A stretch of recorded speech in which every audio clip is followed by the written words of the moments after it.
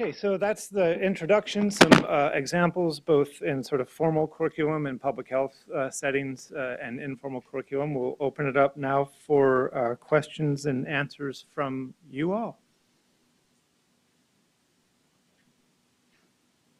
Oh, is it? Yes. I'll start. It's wonderful to see all the things that are being done with health literacy. I was on the original IOM study that produced the report.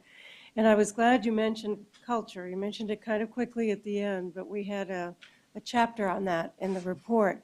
And I think one issue in developing the culture piece of this is that words have different meanings. Even the same word can have a different meaning. A word like stress can be estrés in Spanish, but it will mean something different. And so I hope that as you continue to do this work, you also get into the meaning and the multiple meanings of words, but also, in a sense, the meaning behind the meaning. You know, so when you're working in Latin American culture and you're worrying about a baby that may not be thriving, and you say something about the baby's weight, a mother may hear something completely different than what you think you said. And so it's really very tricky. And in working with seizure disorders, we learned that the same words were often interpreted very, very differently.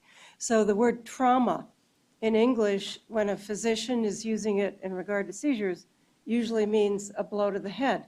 But if you say trauma, if I say trauma to Dr. Campos, he knows that most of the time somebody in Brazil is thinking about emotional stress. So I think the challenge is that whole cultural piece of health literacy. I was glad to hear you start on it, and I just hope we take it further. Sure, and I'll just go first. So you're absolutely right. And another example that we've encountered all the time, the notion of a big, healthy baby, right?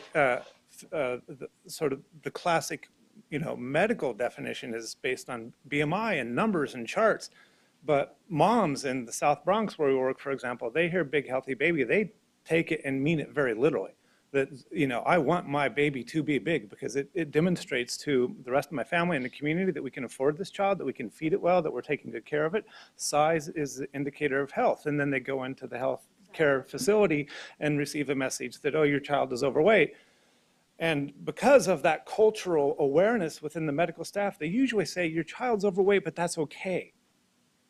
They literally insert that phrase. And the parent hears, but that's okay, because that aligns with their cultural understanding of the weight of the issue. So we've had to retrain their health team on exactly that issue for a program that wants people to have healthy babies. But they understood it differently. Jennifer. So thank you so much for bringing up this issue of culture, and it is one that we talk about constantly with our partners. And what our model is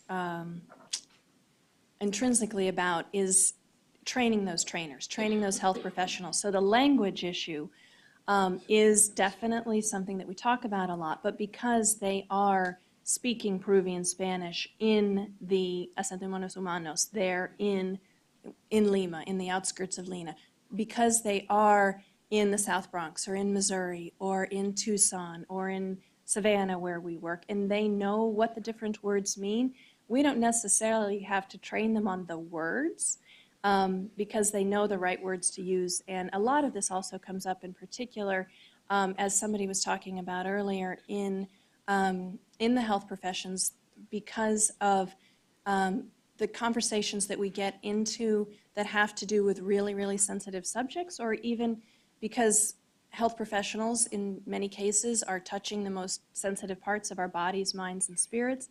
The fact that these health professionals already know what the cultural differences are between words, and they're very sensitive to that.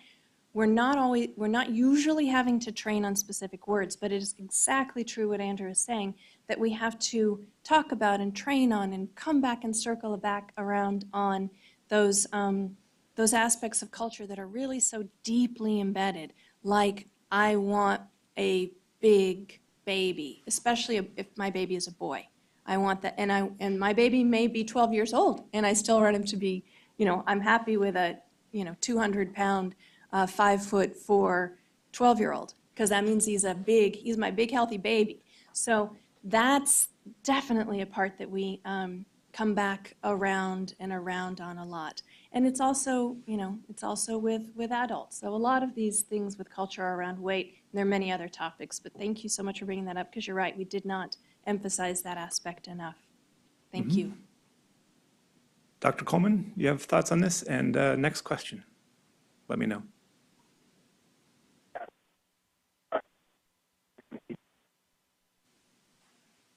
Sorry about that. Okay. Thank you for bringing up that idea of culture.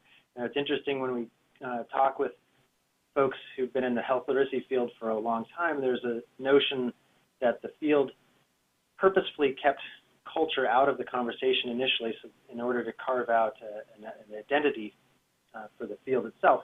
But this idea that we could somehow artificially separate health literacy from culture and or from working with folks with limited English proficiency, or for that matter, people who learned English as a second or other language at any point in their education, is very, of course, artificial, and there's no way that we could separate those things out.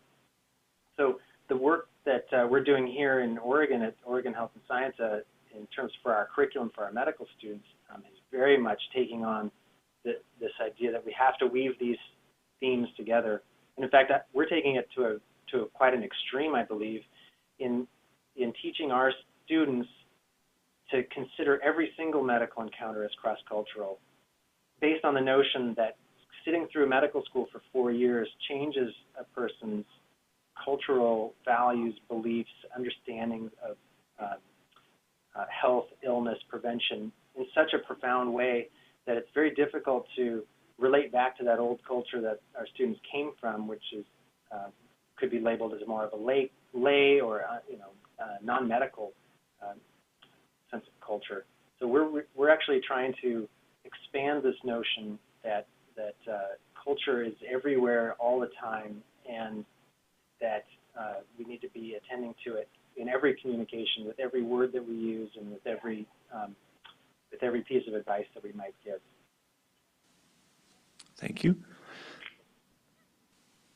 This is called the extended pause to see if there's another question, but it's getting late in the day, so that's okay. So we have 2 questions for you, but having heard you all speak all day, I think we've by and large answered the first one. Let's just see real quick the main part of that question. Are health professionals being prepared to function and serve in a globalized community?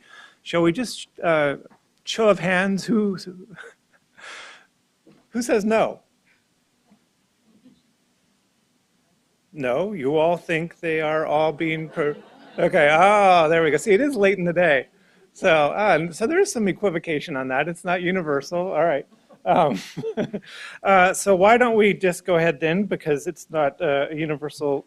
Take 10 minutes at your table. The very first thing, decide who's going to report back amongst you, discuss that question, and perhaps a focus on what's in place that works that you're aware of, as well as don't leave out what you are aware of that's in place but isn't working.